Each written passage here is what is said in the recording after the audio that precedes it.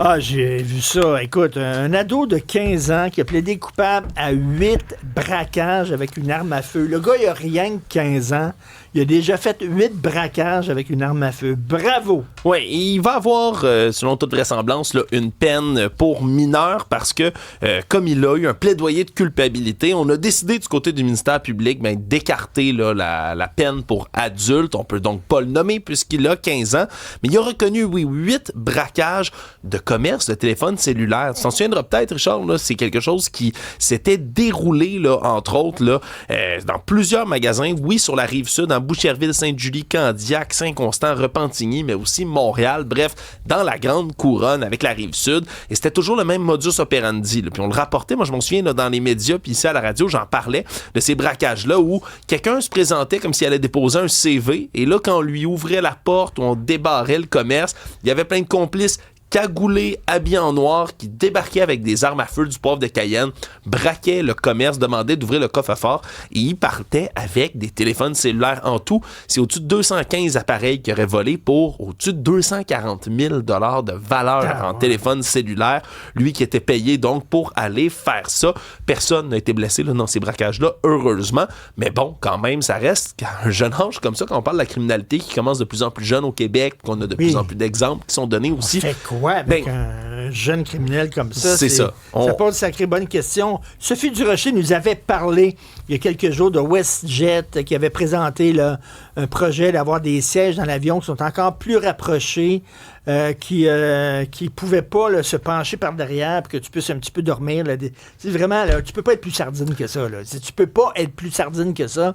WestJet a reculé. Ouais, ils ont reculé finalement, puis moi, ça, écoute, le mot qu'ils ont mis là, sur le web pour expliquer le fait qu'ils reculent sur cette décision-là m'a toujours fait rire. Là. Après une analyse de données opérationnelles et des commentaires des invités et des clients de WestJet, la ligne aérienne reviendra à son espace de siège normal. Parce qu'il y a une vidéo, entre autres, là, qui est devenue complètement virale. Là. Il y avait au-dessus d'1 million de visionnements en quelques jours à peine.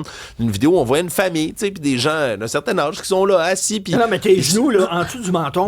Oui, puis t'as les genoux en dessous du menton, puis on parle d'une femme, par exemple, qui est là-dedans, qui a pas l'air d'une grande taille, puis là, t'es avec un panel parfait, j'ai le goût de te dire, Richard, avec Olivier et moi. Oui, il a enlevé 2-3 pouces dans le fond en avant, puis tu peux plus l'incliner, mais plus du tout. Ouais, donc, tu peux plus dormir, tu peux plus rien faire. Mais non seulement tu peux pas l'incliner, mais tu le dis, les jambes, ça ne rentre pas du tout, parce qu'on avait décidé, là, en septembre dernier, d'ajouter ça, là, une autre rangée de sièges supplémentaire en classe économie. C'est combien, toi?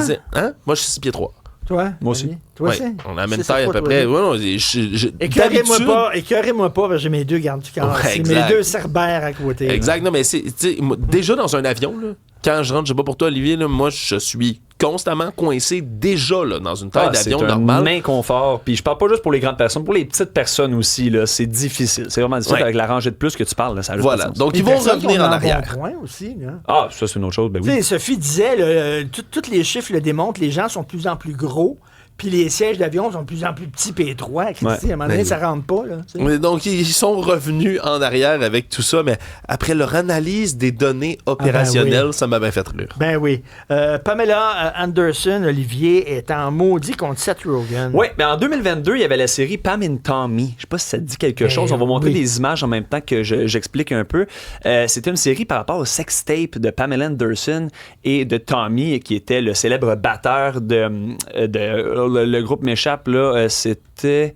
Sébastien va l'avoir, bref, il va me le dire, c'est un grand fan de musique. On avait découvert dans ce sextape-là que le batteur en question était équipé pour veiller tard. Il était équipé pour veiller tard, mais là, c'est pas ça. C'est Tommy Lee, non? Tommy Lee, voilà, Tommy Lee du groupe. Ça va venir, je vais chercher 2 petites secondes. Mais tout ça pour dire que le week-end dernier, au Golden Globes, Seth Rogen et Pamela Anderson ont fini à être assis plus ou moins côte à côte.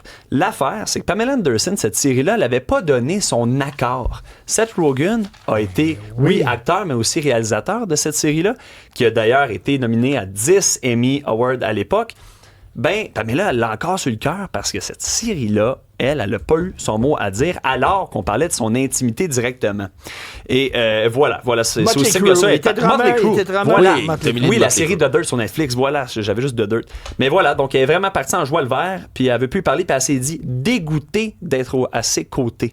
Elle a dit, moi, je suis une personne vivante, puis on fait une série sur ce que j'ai vécu alors que j'existe encore, puis ça m'a fait beaucoup mal. C'est bizarre qu'il n'y ait pas eu de consentement, effectivement, là, dans cette histoire-là, où tu sais, une petite conversation, un petit truc écrit. Tu as le droit de faire une série un peu fictive sur la vie de quelqu'un alors que la personne est vivante sans son consentement. Puis que ça concerne un sextape qui a été dévoilé sans son consentement. Sans consentement aussi. Fait que c'est comme un sexe sans fin, mais oui, il était fâché. Wow. Pour d'autres nouvelles du genre, allez sur le site et l'application. Vous allez peut-être voir toutes sortes de photos incroyables. Cube.ca.